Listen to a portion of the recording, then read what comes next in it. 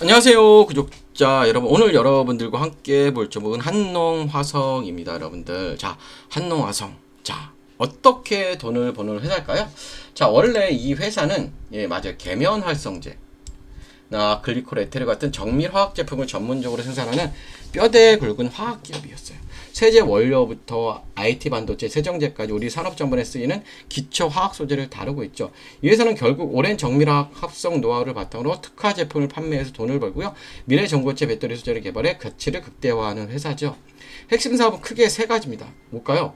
첫 번째는 매출의 안정적인 기능 역할을 하는 글리콜 에테르 및 계면 활성제고요. 두 번째는 최근 글로벌 화학 거스파프와 대상 그쵸? 대규모 합작 생산 거점을 구축하며 확정이 나선 특수 정밀 화학이에요. 그쵸? 그리고 세 번째는 뭘까요? 이 종목에서 열광하는 맞아요, 차세대 전고체 배터리 핵심 전해지 소재 개발입니다. 정통적인 굴뚝 산업에서 차세대 미래 테크 소재 기업으로 체질 개선을 완벽하게 바꿔가고 있어요. 자, 여러분들, 최근 시장이 한낭화성을 바라보는 시선과 현재 주가 위치는 어떨까요? 현재 주가는 16,000원대 주고반에 등락을 거듭하며 에너지를 힘을 모으는 중이에요. 여러분들, 전고체 바람을 타고 30,000원까지 52주 최고가를 기록한 이후 두 달간의 가파른 조정을 거쳐 현재 14,000원 부근에서 지지력을 완벽하게 확인하고 서서히 상승 하려는 매력적인 변곡점 주가였죠. 최근 주가를 다시 움직이게 만든 핵심 뉴스는 두 가지요. 첫째, 깜짝 실적입니다. 깜짝 실적을 달성했어요. 그렇죠? 어디 갔죠? 자, 깜짝 실적을 달성했습니다. 그렇죠? 그 두 번째는 뭘까요, 여러분들? 국제과제 전고체 전해질이 순행하고 있다는 거, 이게 굉장히 중요합니다. 한국화학연구원, LG에너지솔루션 등과 함께 연대할 가시적인 샘플 성과를 도출해 나가 있고요. 여기서 긍정적인 해석을 보면 단순한 기대감만인 전고체 테마주들과 달리 본업인 정밀화학 부분에서 400% 넘는 영업이익 성장세가 고스란히 찍히며 탄탄한 하방 경직성을 보증해 준다는 점이고요. 반면에 우리가 알아야 될 리스크도 있어요, 여러분들. 고환율과 글로벌 통상 갈등으로 인해 원자재 수급 불안이 여전하고 수출 단가 하락 리스크가 잔존한다는 점이에요. 무엇보다 전고체 배터리 시장 자체가 실제 본격적인 대량 양산 계대에 오르기 전까지는 관련 매출이 본격화되기 어려워 단기적으로는 테마성 뉴스 변동에 주가가 흔들릴 수 있다는 점이고요. 자, 차트적으로 분석을 하기 전에 여러분들, 맞아요, 지금 시장은 어때요? 삼성전자와 SK하이닉스가 주도를 하고 있어요. 그런데 얘가 계속 가지는 않을 거 아니에요. 뭐다? 다음 넥스트 뭘까요? 넥스트는 로봇이라고 다들 얘기해요. 근데 저는 한 단계 더 들어갔어요.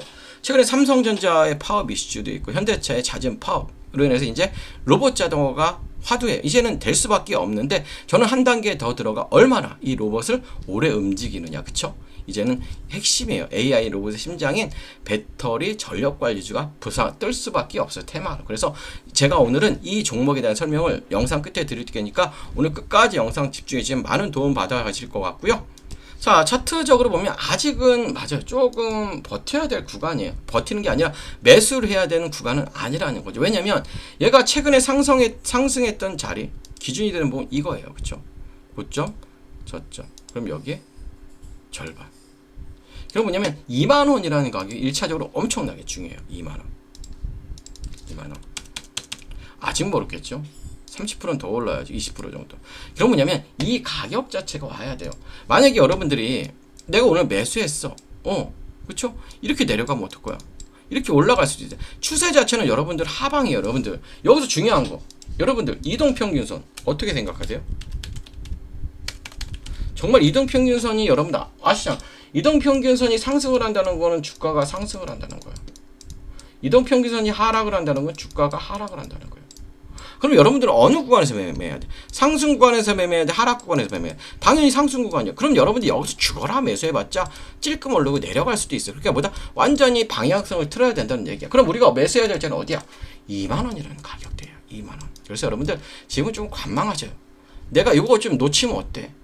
더 큰 걸 먹으면 되잖아요. 그렇기 때문에 절대 지금 매수하지 마시고 관망하는 전략으로 가시는 게 굉장히 좋고요. 자, 여러분들, 한농화성은 전고체 대장주니까 언젠가 오르겠지 하고 막연하게 방치할 종목이 아니에요. 하반기 2차 전지 섹터 전체 수급 이동 타이밍과 한농화성이 뚫어내야 할 장기 매물대 맥점에 따라 여러분들이 가져가야 할 수익 극대화 평단과 가이다 비중 전략이 완전히 달라져요. 여러분들, 특히 외국인과 기관이 바닥에서 매집하고 있는 핵심 매집 단가나 향후 국채가저 결과 발표 전 반드시 확인할 리스크 체크 포인트는 제가 여러분들께 투자성에 맞춘 디테일한 가격 설정이 필요해요. 그래서 여러분들 아래 있는 번호로 한농화성 종목이라고만 남겨주세요. 남겨주시면 여러분들의 소중한 자산을 지킬 실시간 대응 구간과 가격 체크 포인트를 깔끔하게 요약해서 보내드리도록 하고요. 이제부터가 메인입니다. 어떤 종목을 사야 될지 집중해주시고 미리 좋아요도 부탁드릴게요. 자, 여러분 지금 한국 주식시장에서 가장 강한 중심주는 누구나 알고 있습니다. 삼성전자와 SK하이닉스죠.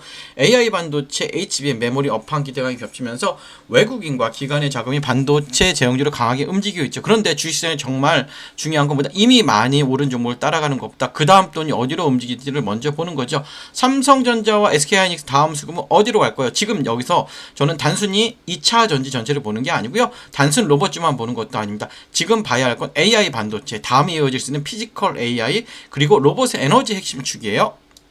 자, 쉽게 말하면 이렇습니다. AI가 두뇌라면 로봇은 몸입니다. 그런데 이 몸이 아무리 좋아도 오래 움직이지 못하면 산업 현장에서 쓸 수 없습니다. 공장에서 계속 움직이고 무거운 물건을 나르고 정밀한 작업을 반복하고 충전과 반전을 안정적으로 관리하려면 반드시 필요한 게 있다. 바로 뭘까요? 바로 배터리입니다. BMS, 전력관리 충방전 시스템입니다, 여러분들. 예.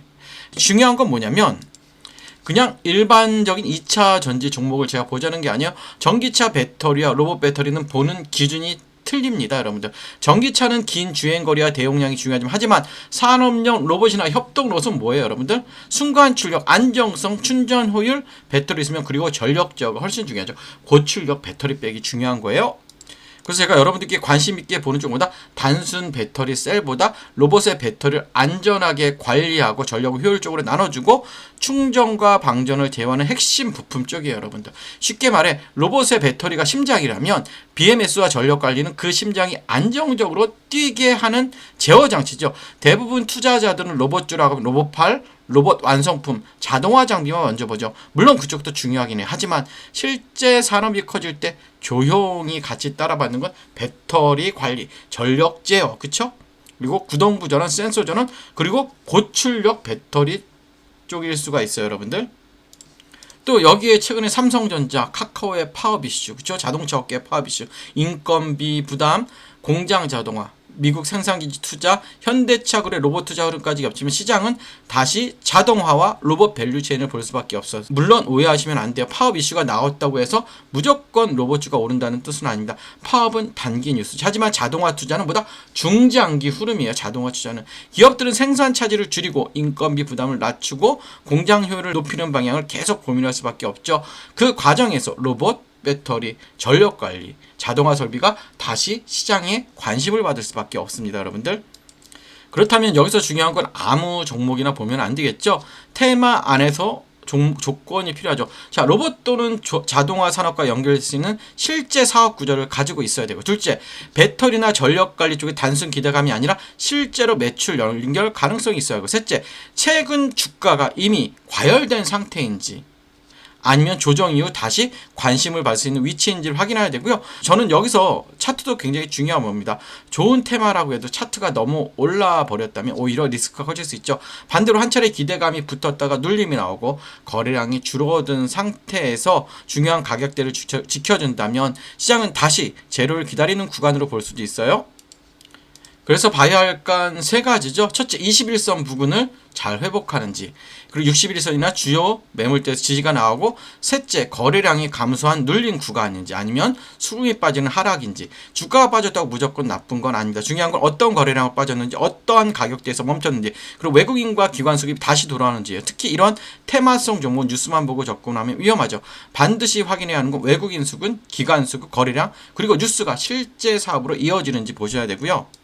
제가 이 흐름을 관심 있게 보는 이슈는 단순히 로봇이라는 단어 때문이 아니에요. 지금 시장의 흐름이 AI 반도체에서 피지컬 AI로, 피지컬 AI에서 로봇으로, 로봇에서 배터리와 전력 관리로 내려오는 구조이기 때문입니다. 반도체가 시장의 두뇌를 담당했다면 다음 그 두뇌가 실제 산업에서 움직이는 몸, 즉 로봇입니다.